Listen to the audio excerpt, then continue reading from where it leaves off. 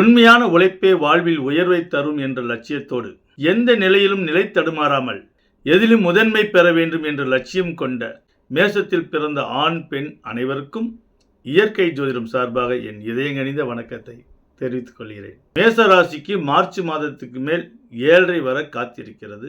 வரக்கூடிய 7.5 எப்படி இருக்கும் என்றால், பொதுவாக 7.5 என்றால் விரயச்சனி 2.5 வருடம், ஜென்மச்சனி 2.5 வருடம், பாதச்சனி 2.5 வருடம். உங்கள் ராசிக்கு பின் ராசியான மீனத்தில் வரும்பொழுது 2.5 வருட காலமும், உங்கள் ஜென்ம ராசியில் வரும்பொழுது 2.5 வருட காலமும், உங்கள் ராசிக்கு 2ஆம் இடத்தில் ரிஷபத்தில் வரும்போது 2.5 வருட காலமும், ஆக மொத்தம் 7.5 வருடம் காலம் சனி பகவான் சஞ்சரிக்க இருக்கிறார். தற்பொழுது சனி பகவான் 11ஆம் இடத்தில் இருந்து ஒரு சிலருக்கு அசையா சொத்துக்கள் கிடைத்திருக்கும், ஒரு சிலருக்கு சொத்துக்கள் பறிப்போயிருக்கும். அது ஏன் இரு வகையாக செயல்படுகிறது என்றால், பொதுவாக சனி பகவான் என்பவர் நீதிக்கு சொந்தக்காரர், நேர்மைக்கு சொந்தக்காரர், உழைப்புக்கு சொந்தக்காரர். அவரவர் வாங்கி வந்த வரத்துக்கு தகுந்தபடி தான் அவர் செயல்படுவார். உங்களுடைய ஜாதக கட்டத்தில் அந்த சனி பகவான் எந்த நிலையில் இருக்கிறதோ அதற்கு தகுந்த பலனைத்தான் அவர் வாரி வழங்குவார். பொதுவாக சுய ஜாதகத்தில் எந்த ராசி கட்டமாக இருந்தாலும் சரி, 5ஆம் இடத்திலும் 9ஆம் இடத்திலும் உங்களுடைய சுய ஜாதகத்தில் சனி பகவான் இருந்தால் எப்படிப்பட்ட 7.5 வந்தாலும் அதை பற்றி நீங்கள் கவலைப்பட தேவையில்லை. அதேபோல் உங்களுடைய சுய ஜாதகத்தில் 3ஆம் இடத்திலும் 6ஆம் இடத்திலும் 12ஆம் இடத்திலும் 8ஆம் இடத்திலும் சனி பகவான் இடம்பெற்றிருந்தால் அவர்களும் 7.5 பற்றி கவலைப்பட தேவையில்லை. யார்தான் 7.5 பற்றி கவலைப்பட வேண்டும் என்றால், யாருக்கெல்லாம் லக்னத்தில் சனி இருக்கிறதோ, யாருக்கெல்லாம் 2ஆம் இடத்தில் சனி இருக்கிறதோ, யாருக்கெல்லாம் 4ஆம் இடத்தில் சனி இருக்கிறதோ, யாருக்கெல்லாம் 7ஆம் இடத்தில் சனி இருக்கிறதோ, யாருக்கெல்லாம் 10ஆம் இடத்தில் சனி இருக்கிறதோ, யாருக்கெல்லாம் 11ஆம் இடத்தில் சனி இருக்கிறதோ, இவர்களெல்லாம் 7.5 பற்றி கொஞ்சம் கவலைப்பட்டுத்தான் ஆக வேண்டும். இருந்தாலும் கவலைப்படுவதால் எந்த ஒரு விஷயமும் மாறப்போவதில்லை. வாழ்க்கை என்பது வாழ்வதற்காகவே. வாழ்க்கையில் எதுவும் ஒரு முன்னெச்சரிக்கையாக தெரிந்து கொண்டால் எவ்வளோ பெரிய விஷயத்தையும் நாம் பேஸ் பண்ணிவிடலாம். அதற்காகத்தான் இயற்கை ஜோதிடம் வருமுன் காப்போம் என்ற ஒரு திட்டம் அறிவித்திருக்கிறது. இதுவரை அகில உலகத்திலேயே, நம்ம இந்தியாவில் மட்டுமல்ல, அகில உலகத்திலேயே வருமுன் காப்போம் ஒரு திட்டம் ஜோதிட குருவானவர்கள் இதுவரை அறிவித்திருக்கிறார்களா என்றால் நிச்சயம் அறிவித்திருக்க மாட்டார்கள். இயற்கை ஜோதிடம்தான் முதன்முறையாக இந்த வருமுன் காப்பம் திட்டத்தை அறிவித்திருக்கிறது. இந்த வருமுன் காப்பம் திட்டம் என்றால் என்னவென்று பிறகு பார்ப்போம். முதலில் இந்த 7.5 உங்களுக்கு என்ன விதமான விஷயங்கள் செய்யும் என்று பார்ப்போம். 7.5 முதல் 2.5 வருடம் விரயச்சனியாகும். இந்த விரயச்சனி என்பது நாம் எதிலும் ஒரு முன்னெச்சரிக்கையோடு செயல்பட்டோம் என்றால் அந்த விரயத்தை தடுக்க முடியும். எந்த ஒரு விஷயமாக இருந்தாலும் அவனின்றி அணுவும் அசையாது. அதே போல நம்மளுடைய செயல்களும் எண்ணங்களும் சரியாக இருக்கும் பட்சத்தில் நாம் எவ்வளோ பெரிய துன்பத்தில் இருந்தும் நாம் விடுபட முடியும். மனித வாழ்வு மட்டுமல்ல, இயற்கை பேசே எப்பொழுதும் வெளிச்சத்தை இருட்டு கவ்வைதான் செய்யும். பகலில் நாம் எவ்வளோ வேகமாக வேணாலும் ஒரு இடத்தில் நடக்கிறோம். ஆனால் அதுவே கரண்ட் போய்விட்டால் இருட்டில் அந்த காலை எடுத்து வைக்கும் போது அதே வேகத்தில் எடுத்து வைக்கக்கூடாது. கொஞ்சம் பொறுமையாக யோசித்து தான் எடுத்து வைக்க வேண்டும். அந்த இருட்டுக்கு எப்படி ஒரு டார்ச் லைட் தேவைப்படுகிறதோ அதே போல வருமுன் காப்பம் திட்டமும் அப்படித்தான் செயல்படும். இந்த 2.5 வருடம் உங்களுக்கு விரயச்சனியாக வருகிறது. உங்கள் ஆசைகளை நீங்கள் குறைத்து கொள்ள வேண்டும். உங்களுடைய தேவைகளை நீங்கள் குறைத்து கொள்ள வேண்டும். எதையும் கண்மூடித்தனமாக நம்புவதை நீங்கள் குறைத்து கொள்ள வேண்டும்.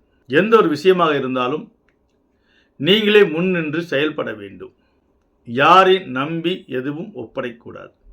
நீங்கள் தொழில் நிறுவனம் வைத்திருந்தால், ஒரு கடை நிறுவனம் வைத்திருந்தால், எப்படியாவது கொஞ்சம் கஷ்டப்பட்டு இப்போவே நீங்கள் கேமரா மாட்டிக்கொள்ளுங்கள். கேமராவும் பக்காவாக இருக்க வேண்டும், சாதாரண கேமராவும் இருக்கக்கூடாது. ஏனென்றால் விரயம் ஏற்படுவதற்கு வாய்ப்பு இருக்கிறது. நீங்கள் நம்பும் நேரத்தில், அசரக்கூடிய நேரத்தில் உங்களுக்கு விரயத்தை ஏற்படுத்தி விடுவார்கள். பணத்தை திருடிக் கொண்டால் கூட பரவாயில்லை, உங்களுக்கு வரக்கூடிய கஸ்டமரை அவர்கள் தொலைத்து விடக்கூடாது. நீங்கள் வெளியில் சென்ற பிறகு உங்களுடைய கஸ்டமரை, உங்களுடைய வேலைக்காரர்கள் சலித்து விட்டார்கள் என்றால் உங்களுக்கு கஸ்டமர் குறைந்து விடுவார்கள். அதனால் கேமரா நீங்கள் போட்டுக்கணும். எப்பொழுதுமே கேமரா செக் பண்ணிக்கணும். இந்த 2.5 வருடத்துக்குள் வியாபாரியாக நீங்கள் இருந்தால், வேலைக்கு செல்பவர்களாக இருந்தால், வேலை செய்யும் இடத்தில் சிறிது போட்டி பொறாமைகள் ஏற்படும். அதனால் அங்கேயும் நீங்கள் கேர்ஃபுல்லாக இருக்க வேண்டும். கட்டிட மேஸ்திரி வேலை செய்கிறவங்கெல்லாம் பார்த்தீங்கன்னா, ஒரு பக்கம் வேலையை வாங்கிட்டு அந்த வேலை பெண்டிங் வைத்துட்டு இன்னொரு வேலையை வாங்கி விடுவார்கள். அந்த மாதிரி இனி இந்த 2.5 வருடம் நீங்கள் செய்யக்கூடாது. ஒரு வேலை என்றால் அந்த ஒரு வேலையை நீங்கள் ஃபினிஷிங் பண்ணி விட்டு தான் அடுத்த வேலையை நீங்கள் வாங்க வேண்டும். ஏனென்றால் ஆத்துல ஒரு கால் சேத்துல ஒரு கால் என்பது மற்ற நாட்களெல்லாம் உங்களுக்கு எதுவும் சேதாரம் செய்யாது. இந்த 7.5 வருடத்தில் அது மிகப்பெரிய ஒரு பிரச்சனையை ஏற்படுத்திவிடும். நீங்கள் தன்னம்பிக்கையோடு இங்கொரு வேலையும் அங்கொரு வேலையும் நீங்கள் செட் பண்ணும்போது, ஏனென்றால் நீங்கள் பொறுப்பாக ஒரு வேலைக்காரங்களை ஒப்படைத்து விட்டு நீங்கள் அங்கு செல்லும் பொழுது உங்களுக்கு நம்பகமானவர்களே உங்களுக்கு குழிப்படுத்தி விடுவார்கள். அதனால் உங்கள் ஆர்டரெல்லாம் முடங்கிவிடும். ஆக விரைச்சனி என்பது மறைமுக எதிர்ப்புகள் என்பதை புரிந்து கொள்ள வேண்டும். நீங்கள் வெளிநாட்டுக்கு செல்வதாக இருந்தால் இந்த மார்ச் மாதத்துக்குள்ளாகவே நீங்கள் சென்று விட வேண்டும். மார்ச் மாதத்துக்கு பிறகு 2.5 வருடம் யாரும் புதிதாக வெளிநாட்டுக்கு செல்லக்கூடாது. அப்படி வெளிநாட்டுக்கு புதிதாக நீங்கள் செல்வீர்கள் என்றால் உங்களுக்கு அங்கே போயும் எந்த பிரயோஜனம் இருக்காது. உங்களுக்கு சொன்ன வேலையாக ஒன்று இருக்கும், உங்களுக்கு கொடுப்பது ஒரு வேலையாக இருக்கும். அதனால் நீங்கள் மிகவும் அவதிக்குள்ளாகி விடுவீர்கள். அதனால் இந்த மார்ச் மாதத்துக்குள் நீங்கள் வெளிநாட்டுக்கு செல்வதாக இருந்தால் தாராளமாக சென்று விட வேண்டும். மார்ச் மாதத்துக்கு மேல் நீங்கள் யாரும் 2.5 வருட காலம் வெளிநாட்டுக்கு புதிதாக செல்லக்கூடாது. கஷ்டமோ நஷ்டமோ நம்ம நாட்டிலே நம்ம அனுபவித்துக் கொள்ளலாம். அதே போல் கடன் வாங்கி ஒரு தொழிலை செய்யலாம் என்று இருப்பவர்கள் இந்த மார்ச் மாதத்துக்குள் நீங்கள் கடன் வாங்கி கொள்ளலாம். இந்த மார்ச் மாதத்துக்கு பிறகு தொழிலுக்காக நீங்கள் கடன் வாங்கக்கூடாது. 7.5க்கு இன்னும் இவ்வளோ நாட்கள் இருக்கே, ஏன் இப்போவே நீங்கள் வீடியோ போடுறீங்க என்று கேட்கலாம். நமக்கு முன்னே 1 மாதத்துக்கு முன்னே நிறைய பேர் 7.5 பற்றி வீடியோ போட்டு மேசத்தில் இருப்பவர்களுக்கு இப்போவே குழப்பத்தை ஏற்படுத்தி விட்டார்கள், ஒரு பயத்தை ஏற்படுத்தி விட்டார்கள். அந்த பயத்தை போக்குவதற்காகத்தான் இயற்கை ஜோதிடம் உங்களுக்கு வருமுன் காப்பும் திட்டத்தை அறிவிக்கிறது. மிகப்பெரிய ஒரு கான்ட்ராக்ட் செய்யக்கூடியவர்கள் ஏற்கனவே சம்பாதித்ததெல்லாம் இழக்கக்கூடிய காலமாக அமையும். இல்லை மார்ச் மாதத்துக்கு முன்னே நீங்கள் எதுவாக கான்ட்ராக்ட் எடுக்கிறதா இருந்தாலும் சரி, அந்த கான்ட்ராக்ட் எடுத்துக்கொள்ளலாம். அதன் பிறகு நீங்கள் கான்ட்ராக்ட் எடுக்கும்போது மிக கவனமாக எடுக்க வேண்டும், தகுதியை அறிந்து எடுக்க வேண்டும். இல்லை என்றால் அதில் நீங்கள் மாட்டிக்கொண்டு விரயம் ஏற்படும். அதீத திறமை கொண்டு ஒருவர் மிக 10 கான்ட்ராக்ட் எடுக்கக்கூடியவர்கள் ஒரு 4 கான்ட்ராக்ட் எடுத்தால் போதும், 4 கான்ட்ராக்ட் எடுக்கக்கூடியவர்கள் 1 கான்ட்ராக்ட் எடுத்தால் போதும். ஏனென்றால் ஒரே முட்டா 4 படி தாண்டும் போது நம்ம அகலக்கால் வைக்கிறோம் என்று சொல்லுவோம். அது இவ்வளவு நாள் பிரச்சனை இல்லை. ஆனால் 7.5 காலத்தில் அந்த மாதிரி அகலைக்கால் வைக்கக்கூடாது. நான் இது வரைக்கும் ஒன்றுமே சம்பாதிக்கல, நான் இனிமே தான் சம்பாதிக்க போகிறேன் என்று ஒரு சில மனக்கவலையோடு இருப்பவர்களுக்கும் நீங்கள் கவலைப்படவே தேவையில்லை. வருமுன் காப்பும் திட்டத்தில் நீங்கள் சேர்ந்து 7.5ஆக இருந்தாலும் சரி, பொதுவாக மழை பெய்யும் பொழுது அந்த மழையை யாராலும் நாம் தடுக்க முடியாது. ஆனால் அந்த மழை நம்ம மேல் விழாமல் தடுத்து கொள்வதற்கு ஒரு குடையை யூஸ் பண்ணலாம். அதீத மழை ஏற்படும் பொழுது ஒரு ரெயின் கோட் யூஸ் பண்ணலாம். அதே போல் எல்லா விஷயத்திற்கும் ஒரு தற்காப்பு இருக்கிறது. அந்த தற்காப்பை ஏற்படுத்தி கொள்வதற்கு தான் இந்த வருமுன் காப்போம் திட்டம். இந்த வருமுன் காப்போம் திட்டத்தில் நம்மை நோக்கி எவ்வளவுதான் பூகம்பம் வந்தாலும் சரி, சுனாமி வந்தாலும் சரி, அதற்கு உண்டான பயிற்சி நாம் எடுத்துக்கொண்டோம் என்றால் எதை பற்றியும் நாம் அஞ்ச தேவையில்லை. ஏனென்றால் உலகம் ஒரு பேர் இயக்கம். அந்த பேர் இயக்கத்தில் அதில் மனித வாழ்வு என்பது ஒரு அற்பமான வாழ்வு தான். ஒரு சில குழந்தைகள் கருவிலே இறந்து விடுகிறது, ஒரு சில குழந்தைகள் 1 வயதான பிறகு இறக்கிறது, ஒரு சிலர் 10 வயதில் இறக்கிறோம், 30 வயதில் இறக்கிறோம், 60 வயதில் இறக்கிறோம், ஒரு சிலர் 100 வயது 120 வயது கூட வாழ்ந்து விடுகிறோம். ஆனால் 90 வயதை தாண்டி விட்டால் அதற்கு மேலே வாழ்வது என்பது நம்மளுடைய ஸ்டாண்டர்ட் இல்லாத ஒரு விஷயம். நமக்கு இன்னொரு துணை தான் தேவைப்படுகிறது. அதே போல் ஒவ்வொரு மனிதர்களும் நம்ம பிறக்கும் போது எதுவுமே அறியாமல் பிறக்கிறோம். ஒவ்வொரு விஷயத்தையும் ஒவ்வொரு சுச்சுவேஷனில் தான் நாம் கற்றுக்கொள்கிறோம். அதனால தான் மிகப்பெரிய விஞ்ஞானிகளாக இருக்கட்டும், மெஞ்ஞானிகளாக இருக்கட்டும், கற்றது கையளவு கல்லாதது உலகளவு என்பார்கள். ஏனென்றால் எவ்வளவோ விஷயங்கள் பேர் இயக்கத்தில் மறைந்து கிடக்கிறது. இந்த பிரபஞ்சம் பறந்து விரிந்து ஒரு பொக்கிஷமாக இருக்கிறது. எந்த ஒரு விஷயமாக இருக்கட்டும், நம்மளுக்கு எவ்வளவு தெரியுமோ அதை வைத்துத்தான் வாழ்ந்து கொண்டிருக்கிறோம். புரிந்தவனுக்கு பூலோகமும் சொர்க்கமாக அமையும், புரியாதவனுக்கு சொர்க்கம் கூட நரகமாகத்தான் அமையும். மனித வாழ்வே கற்றலிலும் கற்பித்தலிலும் தான் இருக்கிறது. விஷயங்களை நாம் சரியாக புரிந்து கொண்டால் யாருக்கு யாரும் பிரிந்து வாழ தேவையில்லை, யாருக்கு யாரும் துரோகம் செய்ய தேவையில்லை, யாருக்கு யாரும் பொறாமைப்பட தேவையில்லை. ஒரு சாதாரணமாக 2 வீலர் ஓட்டிட்டு போகிறவர், அவருக்கு எல்லா ரூல்ஸும் தெரிந்திருக்கலாம், அவர் நல்லபடியாக தான் வண்டி ஓட்டி கொண்டு போகலாம். ஆனால் அவர் எதிரில் வரக்கூடியவர்கள் நல்லா ஓட்டுவாரா என்று தெரியாது.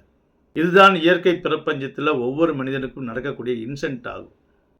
இந்த இன்சென்ட்டை கூட தடுக்கும் வண்ணமாகத்தான் இயற்கை ஜோதிடம் வருமுன் காப்போம் என்ற திட்டத்தை அறிவித்திருக்கிறது. வருமுன் காப்போம் திட்டத்தில் இணைகிறவர்களுக்கு நீங்கள் இந்துவாக இருந்தாலும் சரி, முஸ்லீமாக இருந்தாலும் சரி, கிறிஸ்துவராக இருந்தாலும் சரி. ஏன் இதை சொல்கிறோம் என்றால், நாம் அனைவரும் இனத்தால் ஒருவர், குணத்தால் மட்டும்தான் நாம் வேறுபடுகிறோம். குணம் என்பதுதான் ஒவ்வொருவருடைய பர்சனல் பாக்ஸ் ஆகும். ஆக அவரவர் குடும்பத்திற்கு அவரவர் தான் தலைவர். மன கஷ்டத்தையும் பண கஷ்டத்தையும் நீங்கள் டேக் இட் ஈஸியாக எடுத்து பேஸ் பண்ண வேண்டும் என்பதற்காகத்தான் இந்த வருமுன் காப்போம் திட்டத்தை இயற்கை ஜோதிடம் உங்களுக்கு அறிவிக்கிறது. இந்த வருமுன் காப்போம் திட்டத்தை நீங்கள் தெளிவாக தெரிந்து கொள்ள வேண்டும் என்றால் இயற்கை ஜோதிடத்துக்கு கால் பண்ணுங்க. உங்களுக்கு விருப்பம் இருந்தால் வருமுன் காப்போம் திட்டத்தில் இணைந்து தன்னை எப்படி எந்த ஒரு பிரச்சனையிலிருந்தும் தற்காத்து கொள்வது, மனப்பிரச்சனையாகட்டும் பணப்பிரச்சனையாகட்டும் எந்த ஒரு பிரச்சனையிலும் எப்படி நம்ம டேக் இட் ஈஸியாக பேஸ் பண்ணுவது என்று அனைத்து விஷயம் உங்களுக்கு கற்பித்து தரப்படும். உங்களுடைய நிலைகளை நீங்கள் உயர்த்தி கொள்ளலாம். எப்படிப்பட்ட ஏழரை கண்டும் கவலைப்பட தேவையில்லை. அது விரய சனியாக இருக்கட்டும், ஜென்ம சனியாக இருக்கட்டும், பாதச்சனியாக இருக்கட்டும், எப்படிப்பட்ட ஏழரை கண்டும் நீங்கள் கவலைப்பட தேவையில்லை. தலைக்கு வர்றது தலப்பாவோட போகிற மாதிரி இந்த வருமுன் காப்போம் திட்டம் அமைந்திருக்கும். ஆக ஒவ்வொரு தனிப்பட்ட மனிதனுக்கும் ஒரு சக்தி உண்டு.